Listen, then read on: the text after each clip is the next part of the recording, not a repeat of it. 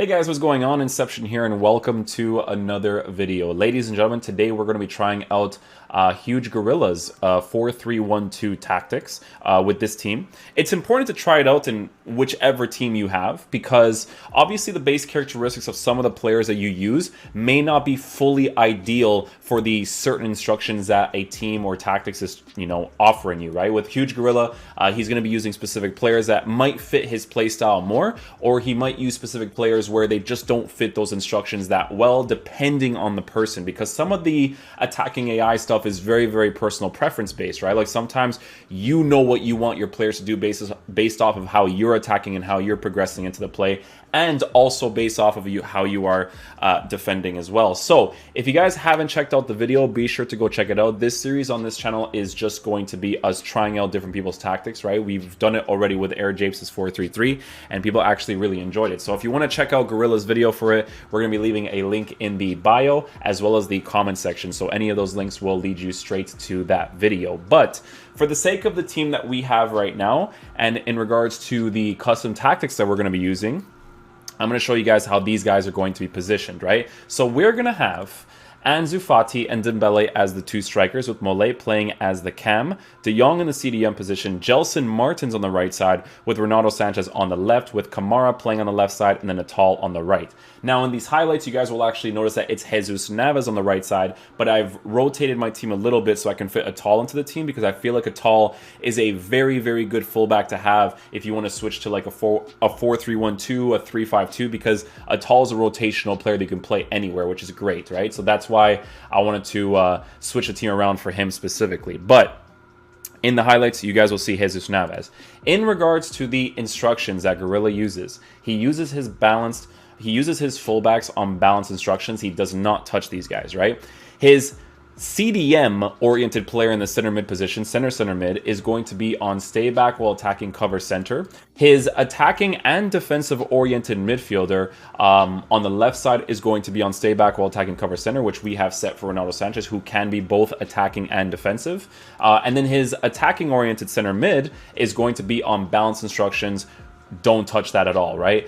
In regards to Cam, we have him on comeback and defense because of the support that he offers in the defensive area when you receive the ball back, so that you can kind of progress forward with your two strikers. He has the two strikers on get in behind without stay forward, because you don't really need to put them on stay forward, because the way that they balance themselves up top is perfect for the quote-unquote counterattacks, or just for you to utilize that pace as much as possible, right? So the way that these reviews work, guys, obviously, Gorilla is crazy at this game, right? He's a pro player, gets top 200, right? But these reviews are based off of what my general experience is when I trial these formations in game, right? It's just letting you guys know how I feel about it, right?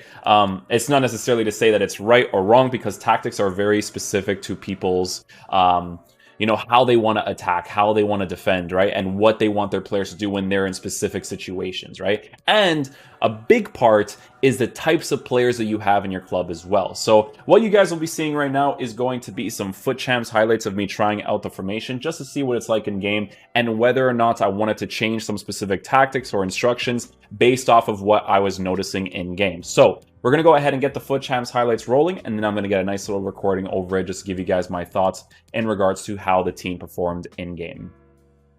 Alright guys, so let's talk about how the formation was moving in general in regards to the players that I was actually using my team so far. So as you guys know, I was using Ansu Fati and Dembele as my two strikers. Now the first thing that I'm going to tell you guys is that you can tell when you use those two types of players in the striker position that that's not their natural position, because of what their base characteristics feel like in the actual game. Now, don't get me wrong, they're both players that can definitely play the striker position, but it's not the best position for them, right? So they're going to do some certain attacking AI runs that may not make sense given the opportunity, because of it not being their natural position. So what I'm going to tell you guys right now, right, is that there was 3 specific things that I actually ended up changing because of the way that my team moves in general, not because of the way that Gorilla's team moves in general. Because here's the thing, if you have your two strikers on getting behind instructions, but one of your strikers is Mbappe, Mbappe on getting behind is absolutely brilliant, because he actually pushes the sides and pushes the middle by default. His attacking AI is brilliant, and you guys can go see it in my player review when I checked out the card. I only had him on getting behind in a 4-1-2-2 formation, and his attacking AI is just not similar to how most people will actually utilize empty space quick enough, right? So with Ansu Fati and Dembele, the getting behind instruction by itself didn't really work out fully, right? Fully. But this, again, is just personal preference. What I also noticed is that I felt like my other center mid on balanced instructions felt really pointless because of the way that my strikers were moving up the pitch, right? I felt like I wasn't really utilizing my center mid's attacking AI that much because of the way that the strikers were kind of like, you know, pushing out of positions really oddly, right? So here's a thing that I did for my specific team that actually made a significant difference for me. It was 3 instructions. 2 of them for the striker was that I put both of them on drift wide, getting behind. Because of Dembele's and Ansu Fati's base characteristic, I felt like my build-up play became significantly better. And you guys will see it at the end when I actually make those position changes and stuff, right? In regards to substitutions and whatnot, right? When I had these 2 guys on drift wide, getting behind, the gameplay felt completely different because what happened is that my formation with the 4-3-1-2 actually became a narrow formation, but also a wide formation because they almost switch in game to like a 4-3-3 false 9 in a way, right? Which was very interesting to me because what happened on just getting behind, Mole was not really utilizing the middle position as much as I'd like. You guys will actually notice from the attacking AI movement that he was always constantly going to the sides. And for some people, they'll like that. But for me, I was really not enjoying that at all. So what I noticed is that when I put these strikers on getting behind drift wide, Mole started to make really good runs through the middle. The way that he would offer his support to pass the ball to the midfield, the way that he would push forward, the way that Ansu Fati and Dembele were just opening up the space was really nice because here's what happened. When your strikers drift wide, it actually opens up the opposition defense a lot because these 2 strikers keep rotating between each other, right? So if they constantly drift wide and get in behind, that middle space starts to open up. So what's the other instruction I put? I put my other center mid on stay back while attacking cover center. So you guys will see all 3 of my center mids stay back cover center, right? However, you have to understand that both Gelson Martins and Renato Sanchez are on high work rates, right? Because they're on high work rates, attacking oriented. Renato Sanchez is both attacking and defensive oriented, but Gelson Martins is more attacking. These guys will still push that middle position. They will still make those attacking AI runs because of their base characteristics, right? So it just became really well balanced on my team to have both of those guys on stay back while tagging cover center, as well as De Jong, because De Jong is the medium high work rated player that will constantly be in that position, right? And what I also noticed is that when I switched it to getting behind drift wide for the strikers, I felt like my fullbacks were in better positions, right? Because on getting behind, my strikers were ruining the movement for the fullbacks because the way that they would push up, they would overcommit when I didn't need them to overcommit because no one would go inside the 18-yard box in good areas, right? And you'll notice it a lot from some of the buildups that like these guys made unnecessary runs. They never like made the run, tracked back, and then shot the ball into the net. They don't do stuff like that, right? But when I switched those 2 instructions up top in the striker position, I definitely noticed more of an attacking presence because of how rotational my team was in regards to basically using 2 different formations in one, right? So it was just really well balanced for me personally, right? And I actually recently switched Atal into the team because I felt like it was very important to have a player like him just in case I want to rotate to like a 3-5-2 or something, right? What I also noticed is that defensively, my team was actually really nice. Sometimes the middle would open up a little bit, and you guys know the reason why. Gelson Martins was the other center mid, right?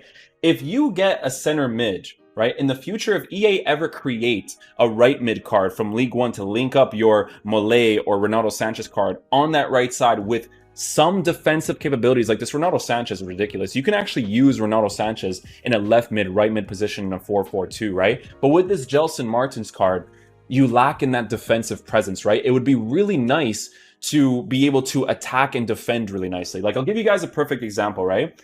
Anderson Talisca has no defensive capabilities. However, because he's so tall and lengthy, in that left center mid position, he actually offers a little bit of a defensive presence. And his attacking presence is brilliant because his attacking AI is actually really good because of him being a high-low work rated player. So having that guy on stay back while attacking in that center mid position is really nice.